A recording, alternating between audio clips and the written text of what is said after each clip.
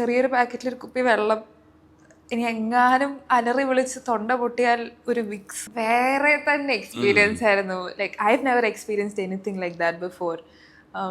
അവിടുത്തെ ഒരു മാഡ്നെസ്, അല്ലെങ്കിൽ സിനിമ എന്ന് പറയുമ്പം, അല്ലെങ്കിൽ നായകന്മാരെന്ന് പറയുമ്പോൾ ഒരു വേർഷിപ്പ് സെനാരിയോ വേറെ തന്നെയാണല്ലോ. അപ്പോൾ ഭയങ്കര രസമായിരുന്നു അവിടെ ആക്ച്വലി കാണണം. They had care packets for people. അതായത് ചെറിയൊരു പാക്കറ്റിൽ ഒരു കുപ്പി വെള്ളം, ഇനി എങ്ങാനും അലറി വിളിച്ച് തൊണ്ട പൊട്ടിയാൽ ഒരു വിക്സ്, ഇങ്ങനെയൊക്കെ ഉണ്ട്. ഇതൊക്കെ ഡിസ്ട്രിബ്യൂട്ട് ചെയ്തോണ്ടിരിക്കുകയാണ്. ഇതൊക്കെ കൊടുക്കണമേ. പിന്നെ എന്താ പറയാ, ഒരു കളർഫുൾ സ്ട്രിപ്പ് ബാൻഡ് നിങ്ങൾക്ക് സെലിബ്രേറ്റ് ചെയ്യാൻ. അപ്പം പാട്ടൊക്കെ വരുമ്പോൾ മൊത്തം ഓഫ് ആവും. പിന്നെ അത് ഡിസ്കോ ലൈറ്റ്സ് ആണ് തിയേറ്ററിൻ്റെ അകത്ത്. അപ്പം അങ്ങനെയൊന്നും ഞാൻ ലൈഫിൽ കണ്ടിട്ടില്ല. So it was another experience all together.